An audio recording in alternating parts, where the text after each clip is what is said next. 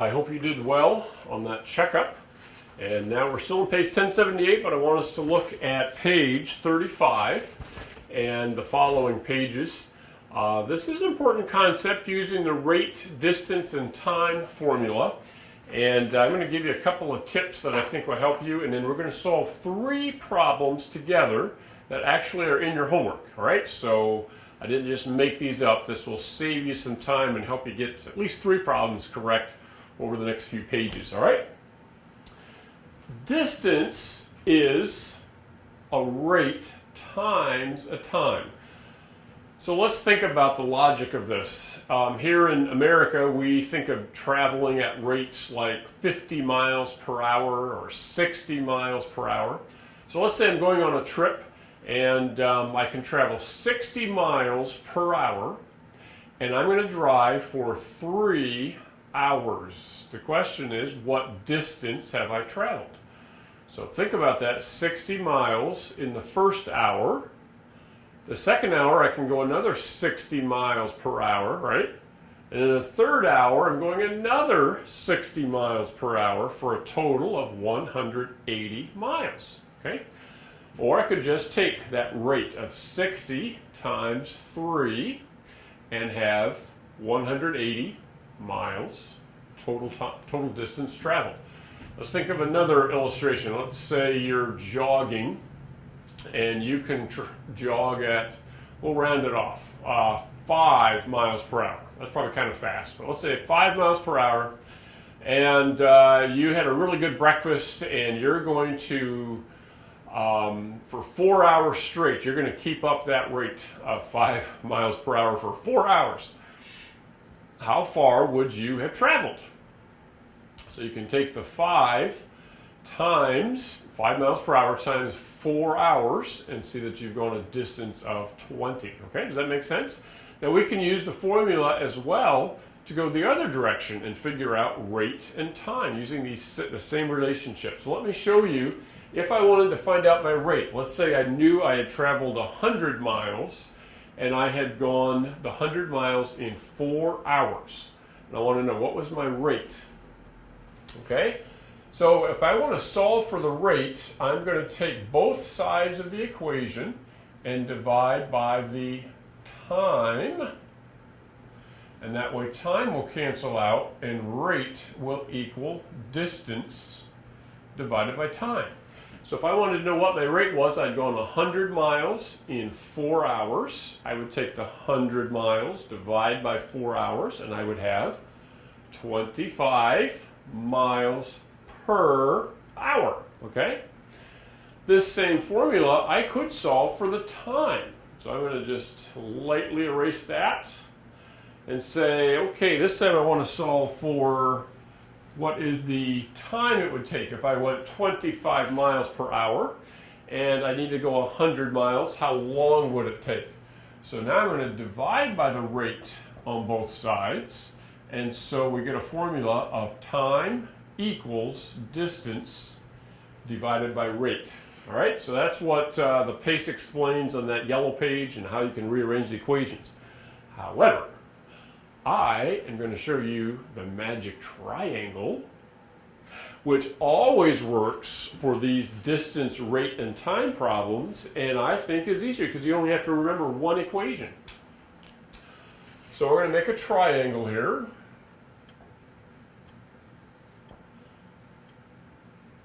And I'm going to put the distance in the top, rate and time on the bottom of this. And so when I cover up distance, that means I'm solving for distance, and the rate and the time are next to each other. And so that means rate times time equals distance.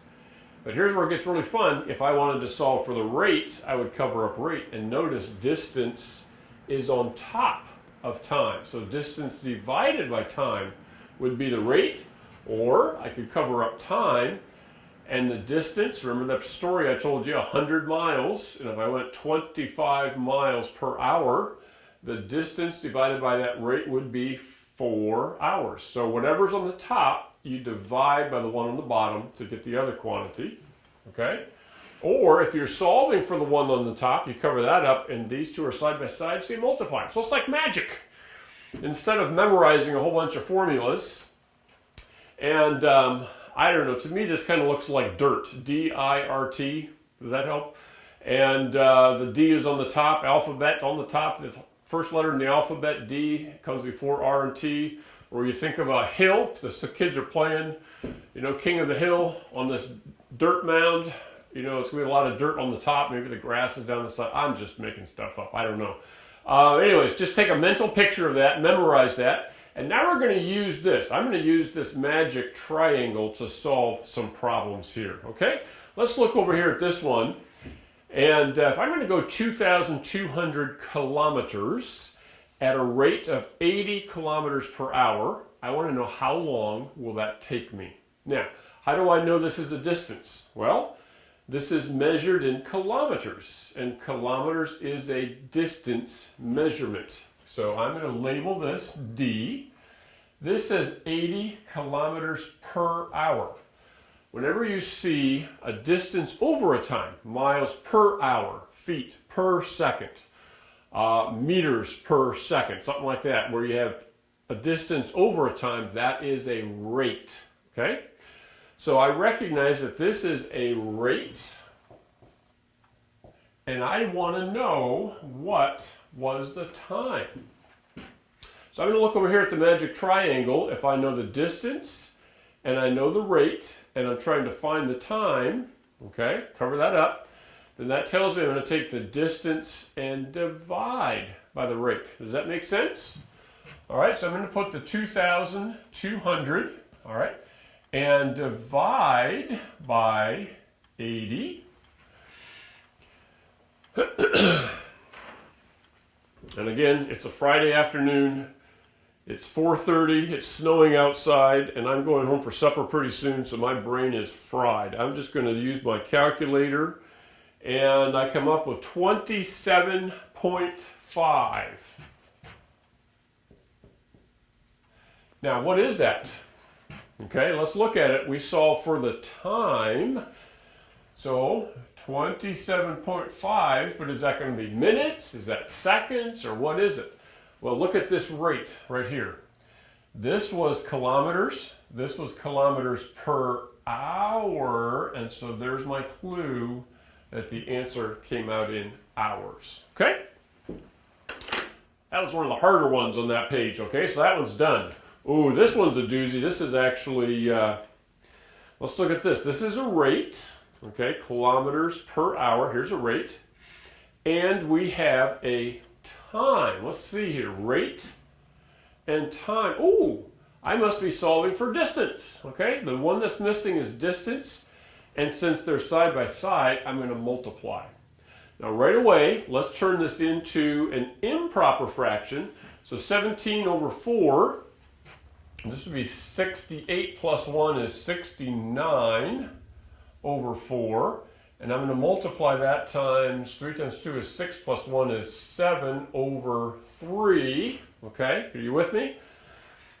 And I can't cancel, I can't simplify going that way, but I can. I recognize that, whoops.